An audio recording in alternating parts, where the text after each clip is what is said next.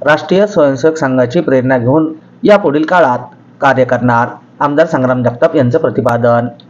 आमदार संग्राम जगताप यांनी गोरक्षणार्थ घेतलेल्या भूमिकेबद्दल श्री विश्व गोरक्षनाथ बहुउद्देशीय संस्थेच्या वतीने त्यांचा सत्कार करण्यात आला. अहिल्यानगर जिल्ह्यामध्ये गोहत्या थांबवण्यासाठी काम करण्याचा निर्धार आमदार संग्राम जगताप यांनी व्यक्त केला. नुकत्याच कत्तलखान्यावर सुरू असलेल्या छापेमारीबाबत बजरंग दलाचे गोरक्षक यांना घेऊन पोलीस अधीक्षक कार्यालयात जाऊन त्यांनी आपली भूमिका स्पष्ट केली. त्यांच्या या भूमिकेचे बोलेगाव येथील नाथ संप्रदायाच्या मंदिरामध्ये गुरुवारी 19 डिसेंबर रोजी दुपारी 5 वाजता सत्कार करण्यात आला. यावेळी आमदार संग्राम जगताप यांनी मच्छिंद्रनाथाची आरती केली आणि प्रसारमाध्यमांशी बातचीत केली. आपल्या अहिल्यानगर शहरामधील बोलेगाव या उपनगरामध्ये असणारं गोरक्षनाथ देवस्थान, या देवस्थानच्या वतीनं आज या ठिकाणी महाआरतीचा कार्यक्रम करण्यात आला. आणि निश्चितच आता जी बाबांनी जी भावना व्यक्त केली की गेल्या काही 15-20 दिवसामध्ये नगर जिल्ह्यामध्ये सातत्याने पोलीस प्रशासनाच्या सहकार्यानं ज्या गोहत्या करणाऱ्या काही वेगळ्या प्रवृत्तीचे लोक आहेत त्यांच्या मुसक्या आवळण्याचं काम हे पोलीस प्रशासनाच्या वतीने करण्यात आलं.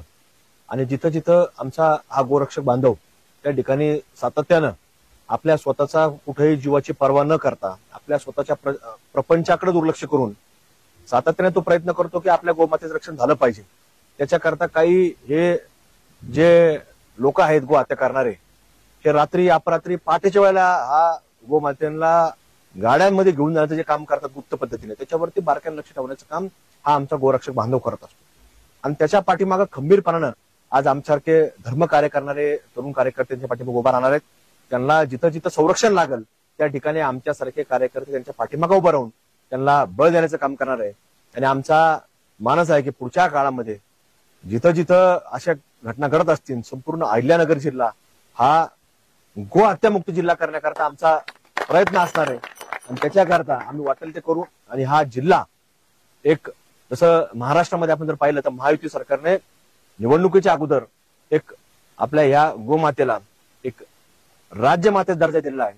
आता पुढच्या काळामध्ये या देशाचे लोकप्रिय पंतप्रधान ज्यांना एक जगभरामध्ये एक वेगळी ख्याती त्यांची ओळखली जाते, तर त्यांच्या नेतृत्वाखाली मला खात्री आहे की येणाऱ्या काळामध्ये ह्या गोमातेचं जसं एक राज्यमाता म्हणून उल्लेख झालेला आहे, तर त्यांच्या प्रयत्नातून मोदीजींच्या प्रयत्नातून मला खात्री आहे की ती लवकरच ही राष्ट्रमातेचा देखील दर्जा या गोमातेला मिळणार आहे.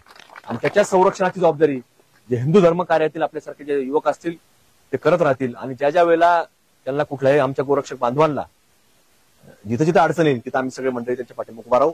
आणि हे धर्म कार्य, गोमातेचं रक्षण कार्य, अनेक गोशाळा निर्मितीचं कार्य हे पुढे घेऊन जाण्याकरता आम्ही प्रयत्नशील असणार आहोत. रोखण्याचा निर्धार केलेला आहे. उपाययोजना ज्या ज्या ठिकाणी आज तसं पाहिलं गेलं तर महाराष्ट्रामध्ये कायदा झालेला आहे आणि जो कायद्याच्या विरोधात वागत असेल त्याच्यावर कठोर कारवाई झाली पाहिजे.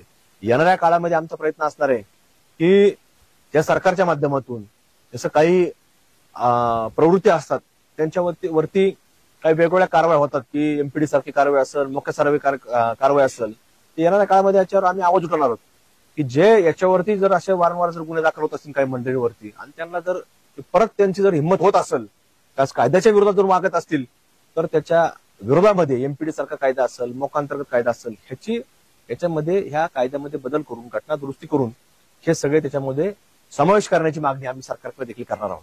आणि जिथं जिथं आम्हाला गोरक्षक बांधव सांगतील इथं अशी अडचणी तिथं अशी अडचण येतील तर प्रशासनाच्या मदतीनं त्यांच्या पाठीमागे उभं राहण्याचं काम आम्ही करणार आहोत. मी आता नगरमध्ये होतो तिथं मी नसल्यामुळे तिथं मी जाऊ शकलो नाही, पण पुढच्या वेळेला ज्यावेळेला नागपूर आम्ही जाऊ तर निश्चित तिथं संघ कार्यालयाला भेट देऊ. तिथं संघ कार्यालयामध्ये काम करणारे जे काही मान्यवर मंडळी असतील त्यांची भेट घेऊ. त्यांच्याकडनं एक चांगली प्रेरणा आणि ऊर्जा घेऊन या अहिल्यानगर जिल्ह्यामध्ये, अहिल्यानगर शहरामध्ये आम्ही ती प्रेरणा घेऊन काम करणार आहोत. इस त्योहार अपने घर को सजाए सैमसंग के AI पावर्ड टीवी के साथ 10 नवंबर तक नए NQ8A generation 3 processor, Dolby atoms और ग्लेरी फ्री OLED के साथ 3 साल की वारंटी और EMI सिर्फ 2777 रुपए से शुरू. पाइए 20% तक cashback plus 10% extra on Samsung axis bank credit cards, 0 interest, EMI 36 महीने तक. और सभी इलेक्ट्रॉनिक वस्तुओं के लिए विजिट करें Ram agency, market yard, Navi Peth और सावेडी.